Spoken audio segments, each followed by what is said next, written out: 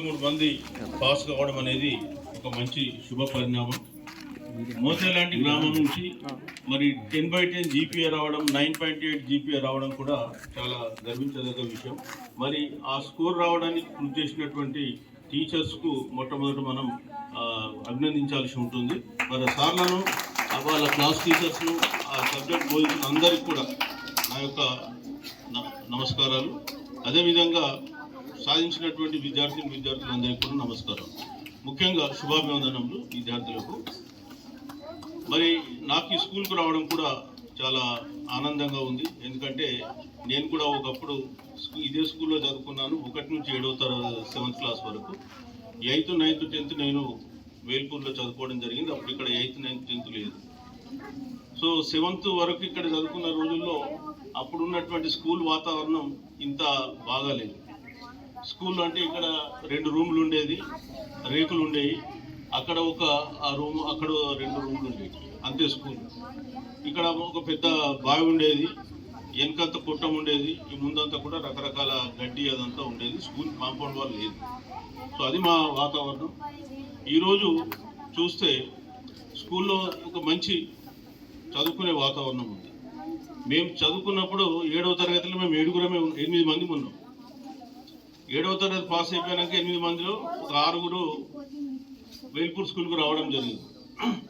అందులో 6లో ఒక 3-4 లాస్ట్ వరకు కంటిన్యూ అయ్యింది. మిగతా వాళ్ళంతా మధ్యలో మానేసారు. మా క్లాస్లో ఒకే అమ్మాయి ఉండేది.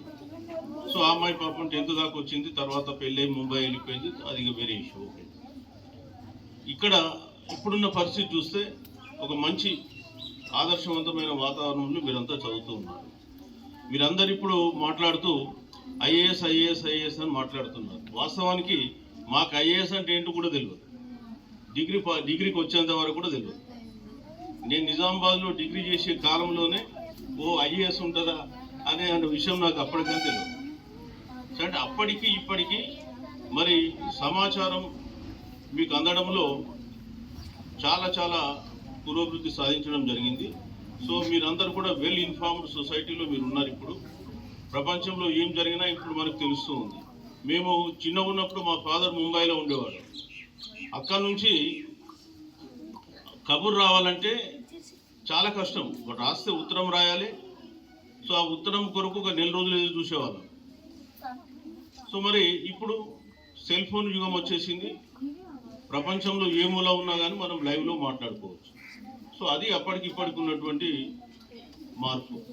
సో మరి ఇట్లాంటి వాతావరణంలో మీరందరూ కూడా పెరుగుతూ ఉన్నారు. ఇవాళ ప్రపంచం కూడా ఏంటంటే మొత్తం ఒక కుగ్రామం అయిపోయింది. ఒక ఇన్ఫర్మేషన్ టెక్నాలజీ ఏరాలో మనం పనిచేస్తూ బతుకుతూ ఉన్నాం. సో మరి మేము చదువుకున్నప్పుడు 50 సంవత్సరాలు, నేను 76లో ఎస్ఎస్సి అయిపోయింది. ఇప్పుడు 2024 అంటే 45 సంవత్సరాలు.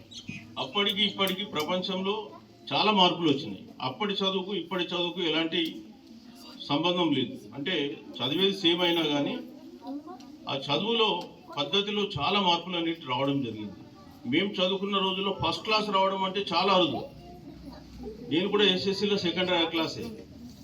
నా 56%. మా స్కూల్కు నేనే ఫస్ట్. మళ్ళీ 56 ఫస్ట్ క్లాసే లేదు. అది ఇప్పుడేమో 600కి 600 10/10 గ్రేడ్ వస్తుంది. సో అందుకే చెప్తున్నా, అప్పటికి ఇప్పటికీ పోలిక లేవు. సో ఇప్పుడున్నటువంటి పరిస్థితులు వేరు.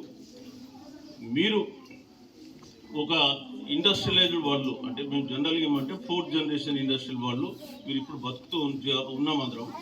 సో మరి ఈ క్రమంలో మనము రాబోయే కాలంలో ఎట్లాంటి లక్ష్యాలు పెట్టుకోవాలి, ఎట్లాంటి విధంగా సాధించాలి. ఒక అమ్మాయి ఇంతకుముందు అడుగుతూ సాఫ్ట్వేర్ అవుతానంది.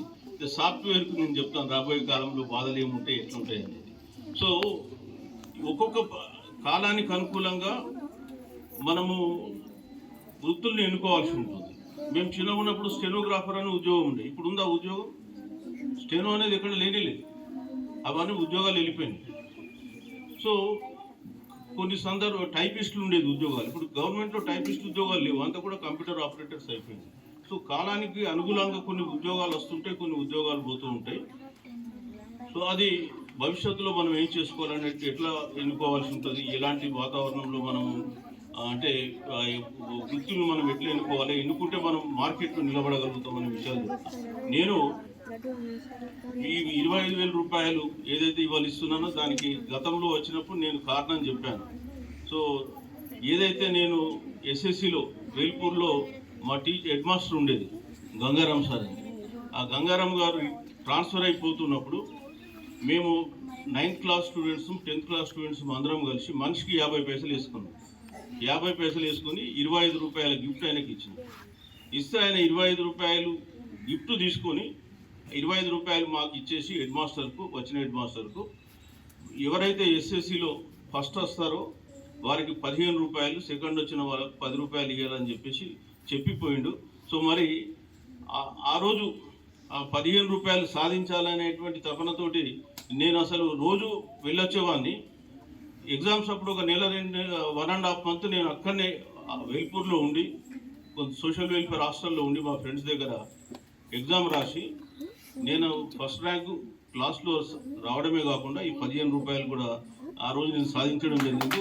సో ఈ క్రెడిట్ అనేది వారికి పోతుంది గంగారాం గారు, ఎందుకంటే వారు ఎక్కడున్నారో ఏ లోకంలో ఉన్నారో తెలియదు కానీ బట్ వాస్తవానికి స్ఫూర్తి నింపింది ఆయన. కాబట్టి ఈరోజు మనం ఆయన గుర్తు చేసుకోవాల్సినటువంటి అవసరం ఎంతైనా ఉంది. సో మరి వారు చూపిన బాటలో నేను కూడా పోవాలనే ఉద్దేశంతో మొన్న మీ స్కూల్కి వచ్చినప్పుడు మీ హెడ్ మాస్టర్ గారు కొత్తగా వచ్చినారు, సార్ మీరు స్కూల్కి రావాలి సార్, మా పిల్లలతో మాట్లాడాలని అన్నారు.